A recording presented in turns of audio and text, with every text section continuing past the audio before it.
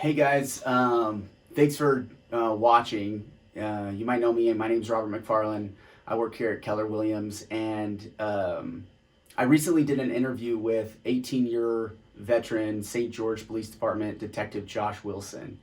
And I talked to him a little bit about um, his stage 4 cancer. He's got a glioblastoma in his brain, and it's a terminal illness. And when I heard about his situation, I felt it be important that I talk to him about what he's going through and his family. And the interview that you're about to see is just that: uh, who he is as a man, where he's been, his history, what he loves, what he sees for the future.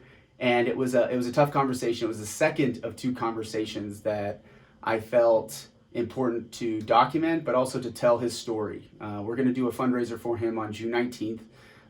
It is a terminal illness. He likely won't make it too much longer. He's been given a timeline, and he's hoping to beat that timeline. But he's leaving behind two daughters and a wife and a community that cares about him. And so this is the interview I did with him. I hope you guys enjoy it. I hope it give you a little bit of insight as to who he is and why we're doing this event on June 19th. So hopefully you guys enjoy it, and please donate, participate, volunteer, sponsor, whatever you can. We want to give back to the communities and to the people that give to us. And I can't think of a better person than Detective Josh Wilson. So enjoy. Thanks for watching. Cool. So you were born in Laverkin. No, born in St. George. St. George. And then my parents lived in Laverkin for about a year before my dad. He picked up and went to Casper, Wyoming. Okay. To work on a wheat farm to prepare to go to graduate school. Okay. And 15 years later, we're still in Casper, Wyoming. That's where my adolescence was. Yeah. And it was a great place to grow up, to go for the skiing. Mm-hmm. But other than that, that was the best part. Yeah, the best part was all the skiing. Yeah. You still ski? I learned how to ski there. Yeah. And I went one time last season. It was great. I picked it up like that. Yeah. So it'd been a while since you had skied. Yeah, like 20 plus years. Wow, crazy, man. That's crazy. So Casper, Wyoming, and the skiing is kind of how you were. That's your memories. Going to school, and that's when my childhood there. My older brother. I mean, we lived in this tiny little house, and one thing I remember, my mom coming home for a break from work, and she left the car door open, and me and my brother jump in, and my brother kicks it in gear, and we roll it down the sidewalk or the street and into a fire pole. Yeah. So crazy things like that. Are pretty memorable. Yeah. But that was when I was super young. Yeah. Your older brother, how much older is he? 2 years. 2 years. So he was the one who's always instigating stuff like that, or not really? Not necessarily, but he was the big brother. Yeah, he was big brother. He was a good example. Yeah. He ended up being a good, great athlete. He always was in soccer and football, and I was always trying to catch up, or always in his shadow. Yeah. He was great when we went into junior high. I was in 7th grade. He was in 9th, and when your older brother is the all-star, it makes it a little bit easier on you. Yeah, that's definitely true. That's true for sure. Let's fast forward. Where did you meet your wife? When did you meet her? I met my wife, Catherine, in 1999. And the first time I met her was in Tony Roma's restaurant. Okay, nice. Years ago. Nice. And we just met. There was no sparks or anything at that point. Yeah. And we she moved in to this apartment with her sister and her cousin, and which was upstairs from my apartment. And then we got to so lucky. You're like, yes. Yeah, I didn't have to travel very far. Yeah, that's awesome, man. But I would throw rocks at her window in the middle of the night. Yeah. She would come down on early Sunday mornings, and some sparks started to fly. And then one day, I got married a little bit not your typical Southern Utah aide. I was 25, and she was working at IHC at the time, and for I got sick, or I don't know what I got. I felt ill. Right. And, sick with love. And she took care of me. Yeah. And I thought, man, I better really think serious about hanging on to this one. Yeah. And I grabbed a hold of her and didn't let go. That's awesome, man. That's a good story. Yeah. Tony Roma's, I think a lot of people have that story, right? They met at Tony Roma's. That's where they met their wife, I'm sure. I worked there for about a month. Just enough time to Yeah. meet her, right? That's where it was. So, you guys married. When did you get into law enforcement, or what made you want to get into law enforcement from Tony Roma's onto something else? Well, I knew working at Tony Roma's and other miscellaneous jobs that needed something that was pretty steady and something, a career basically. And we got married in 1999, and in 2002, I graduated college and got accepted into the Utah Police Corps. Okay. And that was a scholarship program to put me through the police academy. And then during the police academy, I got hired by St. George City, which was the number one place I wanted to go, because I knew that being an officer, it didn't pay that well. And I had a lot of connections here in St. George that provided me with side jobs, working construction. Yeah. So that's what I've been doing for a long time. Is I'd work at the police department for 4 days. I had 3 days off, and then I'd go jump on a stucco crew and spread mud or move scaffolding and lift planks. And that was another thing that I wanted to be able to have a job that when it rained, I could still work. Yeah, and then it rained. It rained for a while there. Absolutely. And when it rains in construction work, it kind of puts things to a halt. Yeah. And there's no money coming in. Right. So that's just something that where it all started. Yeah. And I knew I wanted to get to my education. Yeah. For maybe things to happen differently in the future, like different opportunities. And education really helps with that. Yeah. And so how long into getting accepted into the PD did you realize, this is something I'm going to do for the run? I'm going to go at this for the full career. From the beginning, were you like, I'm going to make a career out of this? That was my plan. That's your plan. Well, and I did have some great ideas to advance up to federal law enforcement, but the stars didn't align for me. Yeah. I mean, it got to a point where I got hired on. I worked for a few years, and they like folks that have some experience, and then they quit hiring people. And I was like, I'm pretty good where I got it. I got a nice house. I got my 2 girls, and we're doing great. Yeah. So at that point, probably 5 years into it, I was like, okay, I'm in here for the long haul. Yeah. Out of all the different, because I know there's a lot of different things you could do in law enforcement, is right now, where are you at right now? What was like your last, were you a detective and on specific cases like homicide, or how'd you get from getting into the police department to homicide? What was I started at the bottom. I was a patrolman for 2.5, 3 years. And then from there, I went to the traffic unit. And I zipped around town on a motorcycle, which is, I love that part. Yeah. I was riding a motorcycle around town, splitting traffic at 60 miles an hour. It's dangerous, super dangerous. Super dangerous. But it's fun. Yeah. And after doing that for a few years, a spot came open in the investigations unit. And it took me 3 times to get in.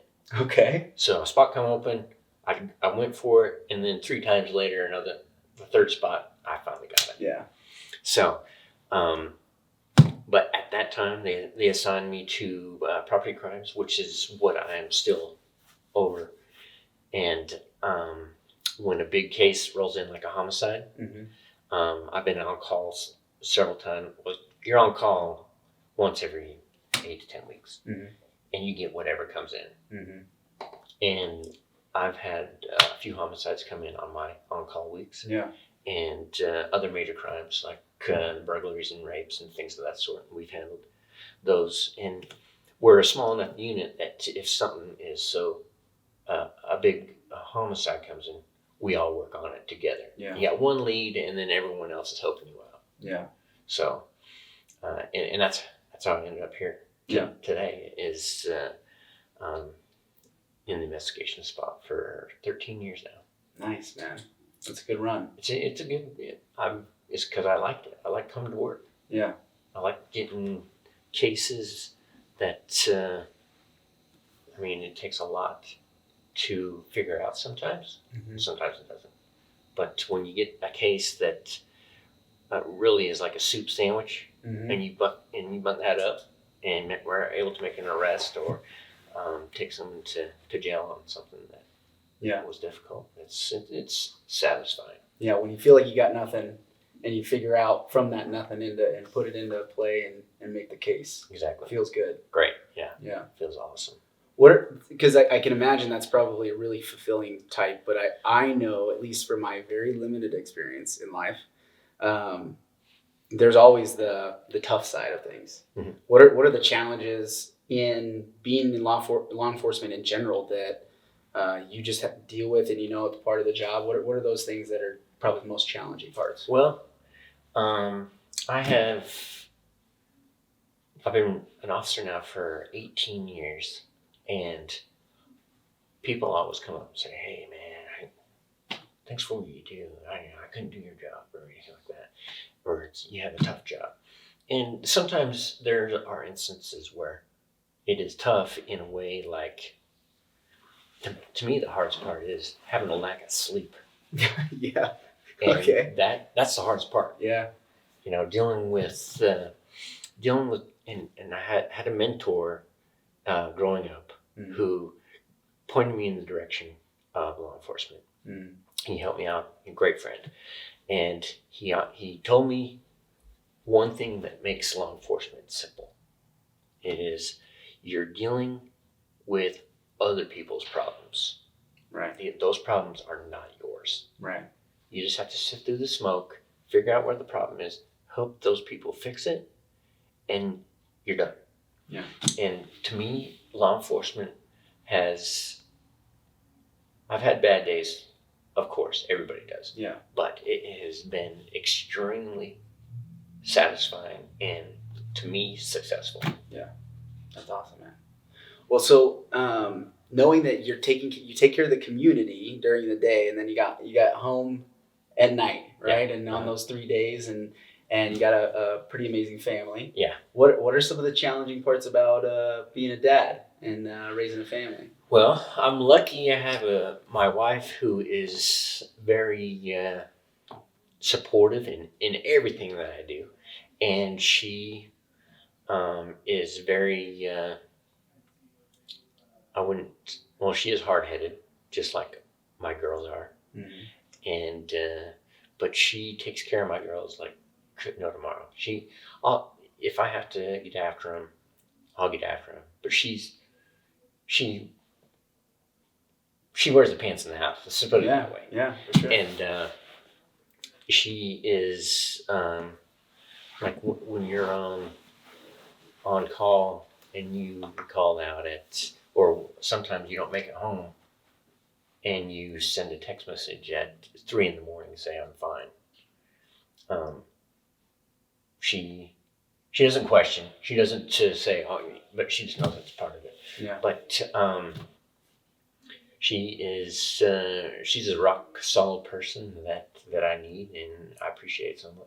Yeah, I think you made the comment of like she wears the pants, and I think sometimes we use that as it's like derogatory for some reason, and Right. I'm like, I need my wife to wear the pants. Like, I don't know about you guys, but I need my wife to kind of do that, right? Exactly. And I can imagine, especially with a job that's stressful and that can, you got to carry a lot of weight some days. That Mhm. when you come home, it's nice to have somebody just kind of tell you what to do and kind of call the shots, right? Yeah. And you bring up stressful, and a lot of people think law enforcement is stressful. I don't think it is. But if you ask my wife that, she'll tell you something completely different. Yeah. And like one case I had, the Carla Brooks case, that to me, I was just working that every day, working through it, looking for a solution. But you ask my wife about it, she said that would really eat me away. Yeah. And you look back on it, and it definitely was. Because that was a hard case that we were successful with. But it just took 3 months. Yeah. But there's other officers or detectives that they'll work a homicide for as long as their career, and it never gets solved. Never. So I feel fortunate. Yeah, that's awesome, man. So, what are the bright spots about raising those kids, man? Oh man, tell me what brings Abby joy there. is a. I So you have tell two people, girls? 2 girls. Abby is 18. She's graduating high school this year. Yeah. And I tell people that she is like a steam locomotive on the track in the nursing field. Where's she going to high school? She's at Crimson, Crimson. Yep. and she's all set to jump up to Dixie Tech Nice. to work in the nursing or go through their program, and then jump over to Dixie State. Nice. And she is, I mean, she's excited. She works hard. She studies like crazy, and her mind is made up that that's the direction she's going. Yeah. I'm just afraid of some boy coming around Yeah. derailing that train, man. Yeah. I hope it doesn't happen. Yeah. But she's a hustler. Yeah. And then Liddy is 15. She's learning how to drive. Nice. Okay. It's, what does she drive? little So I know. spooky. I gotta keep my eye out for the new driver. Look for an old black Toyota 4Runner zipping around. Watch out. Yeah. Yeah. It was a cute blonde girl with glasses on. So be careful. But she's doing good, and sometimes you have to force her to get in the driver's seat. But she is her main focus right now is she's an awesome student. She's one of those students that doesn't have to study for anything. I don't know where she got that from. Probably her mother. Yeah. Not me. But her main focus right now is her friends. Yeah. And she could be out till 11 o'clock every single night if her mom let her. But that's it. It's always a take me here, take me there type of thing. Yeah. Which is, I think that's common for every 15 to 16-year-old. Yeah. Yeah, we all get a dose of that eventually. Yeah. Luckily, I have some time before Yeah. I get a dose of that. Well, you just wait till you turn around and it's going to happen. Yeah, I'm Real sure. quick. I'm sure of it. So, tell me what's next, man. What do you got going on? When are you trying to retire? How long you got till you retire? I got in law enforcement, at least in Utah, the goal for everybody is to hit 20 years, and you can collect your pension. And I'm a year and 5-6 months out from 20 years. Yeah. And it's a huge goal that everyone focuses on it. Some people don't get there. Yeah. Something happens. They go different directions, but. And I'm keeping my fingers crossed that nothing's going to happen to me in the next year and 5 months. I hope I'm really want to hit that goal. Yeah. So what are we going to do in that time? What's your plan? Well, I'm going to take advantage of that time between now and then. Things have changed for me. Yeah. Because I used to be work 7 days a week, and there would be times where because I did reserve work for the Washington County Sheriff's Office. That's right. And it was a kick in the pants. I love doing it. And I thought that was a job that would eventually peter out, or because they would hire so many people and fill up the crews, and then they wouldn't have room for me. It wasn't quite reserved at that point, right? It was like full time. Yeah, it wasn't really I felt like reserved. it. You can ask them. Yeah. Yeah, I was there a lot, and that job turned into every weekend almost. Yeah. And I would go out and I would see places of Washington County that I'd never seen before. Yeah. Never heard of. Like Smithsonian Butte, dirt road that runs from 59 all the way to SR9. Yeah. By Zion National Park. Yeah. Beautiful country. And I got to experience different things. I kind of, because I do investigations all week, hit the weekend, I'd be out on patrol, getting involved with high-speed chases and making great arrests and getting dope off of SR7. Because when the pandemic hit, Las Vegas started coming up to Utah to visit the lakes and whatnot, and they'd bring their dope with them, and so we'd make great cases out there. Yeah, It was a blast.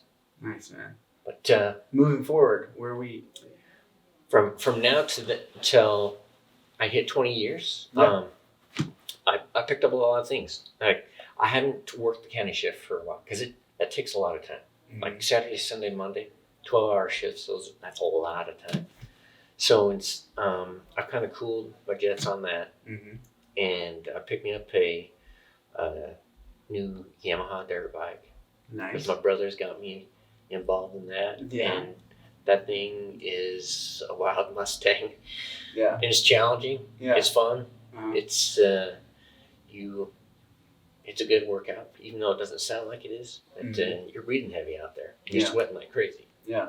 But I love to mountain bike too. Yeah. I just before my diagnosis, I got me a nice new mountain bike that I try to hit on the weekends or after work, Yeah. and family time. And we've been to my wife and my daughters and me are Disney fans. Yeah. So we hit Disneyland like crazy. Yeah. Even before everything got shut down, we were hitting Disneyland. And when we go to Disneyland, we sled that place. We hit everything, and we figure out ways to not have to stand in the line. Park pass, like Oh, the speed passes Yep. and all that stuff. All Try to that. figure out how to handle And that's it. where Catherine comes in. She does everything on her phone. And She's got it she's like, mapped okay, out. we're going here, we're going there, we're going here. Oh, we'll stop here and eat some dinner. And Yeah. I mean, It's an organized operation. we are Disneyland fans. And we hit Disney World. That was a blast too. Yeah. But we're still Disneyland fans. Yeah. That's good, man. But yeah, we spend a lot of time there. Good, man. And if she's always, Catherine is always, when we're there, we're taking breaks, bathroom breaks, whatever. She's over there at the ticket booth trying to calculate how she can finagle a season pass. And I'm, babe, come on. We're not getting one of those. Trying to put it together. She want to try to put it together so she can get one. That's awesome, man. Well, hey, I want to just say, at least from us at Keller Williams and people in the community that have been telling your story, we appreciate everything you've done for the community, and we're really looking forward to raising some money for you and your family, and you know, we just can't say thank you enough for all that you've put in work over the last almost 20 years, man. And I thank you for that. Yeah, I very much appreciate it. I really appreciate it, man. It was nice meeting you. Thank you. We'll see you, man.